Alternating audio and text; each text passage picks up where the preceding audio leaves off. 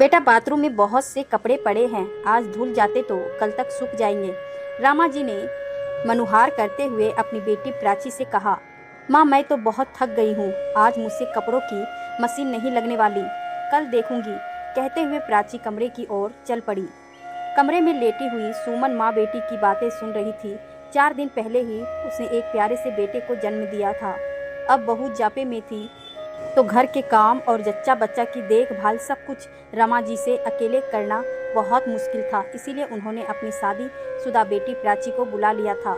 सुमन और बच्चे की मालिश और नहाना धुलाना तो एक आया करके चली जाती थी, लेकिन जच्चा के खाने पीने और घर का बाकी काम करने में भी प्राची तंग हो जाती थी, क्योंकि हमेशा से ही मायके आकर आराम करने की आदत जो थी।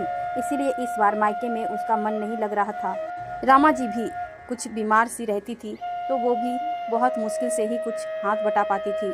सुमन की माँ बिमला जी और छोटी बहन नम्रता की सुमन और उसके बच्चे को देखने आई थी।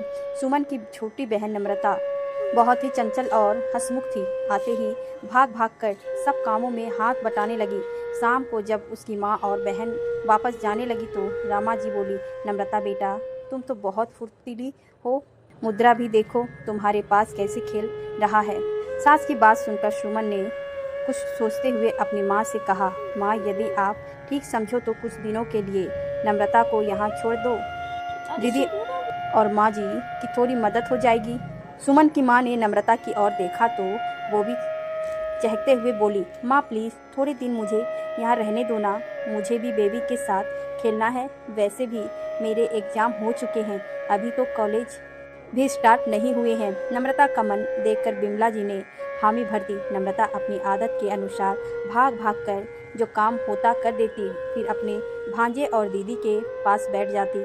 1-2 दिन तो सब ठीक चला, लेकिन धीरे धीरे प्राची को नम्रता का थोड़ी देर बैठना भी अखरने लगा। जैसे ही नम्रता मुन्ने को खिलाने के लिए गोद में लेती, प्राची झट से उसे कोई ना कोई काम बता देती। नम्रता जरा कपड़े मशीन में डाल दो, नम्रता चाय बना लो, जरा ये कपड़े प्रेस कर दो, वगैरह वगैरह। एक दिन तो हद हो गई, काम वाली बाई नहीं आई तो नम्रता के सामने बर्तनों का ढेर लगाकर दोनों माँ बेटी आराम से बैठ गई। नम्रता को वैसे तो काम करने में कोई परेशानी नहीं थी, लेकिन जब उसने प्राची और रमा जी को हंस हंस कर बातें करते सुना तो उसकी आंखों में आंसू आ गई।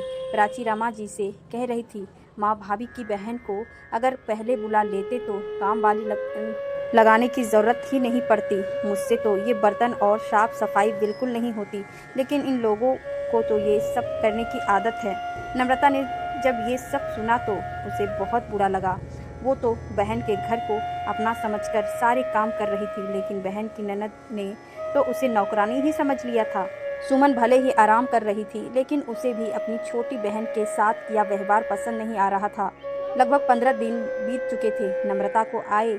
अब सुमन भी अपने काम खुद करने लगी थी, तो उसने अपनी सास से कह दिया, माँ जी मम्मी का फ़ोन आया था कि उनकी तबीयत ठीक नहीं है और नम्रता के कॉलेज भी स्टार्ट हो गई है, इसीलिए नम्रता को वापस भेज दें। ये सुनते ही प्राची फटाक से बोल पड़ी, लेकिन भाभी अभी तो आपका जपा भी पूरा नहीं हुआ और आपके नंदोई का भी रोज़ फ़ोन आ जाता है कि वहाँ मेरे बिना बहुत दिक्कत होती है, मैं भी अब ज़्यादा रह नहीं पाऊँगी।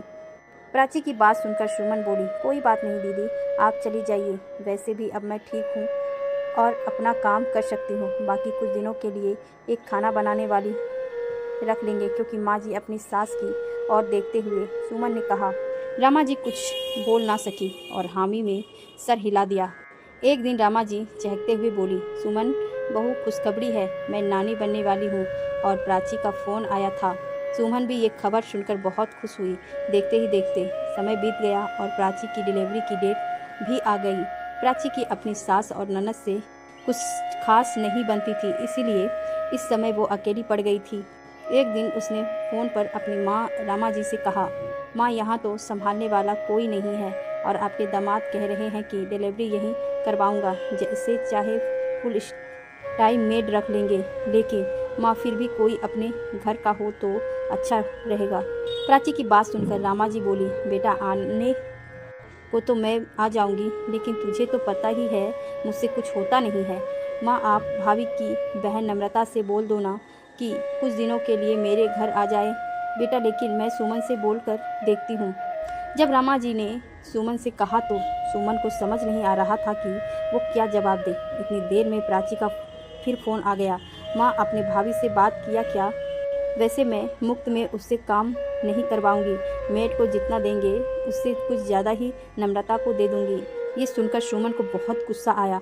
दरअसल इस बार फ़ोन रामा जी ने नहीं बल्कि सुमन ने उठाया था।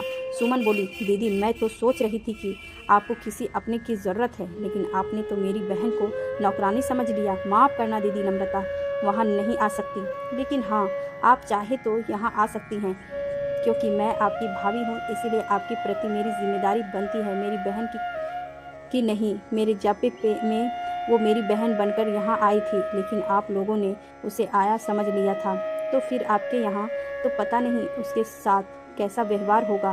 कहकर सुमन ने फ़ोन कट कर दिया। रामा जी और प्राची दोनों से ही अब कुछ बोलते नहीं बन रहा था।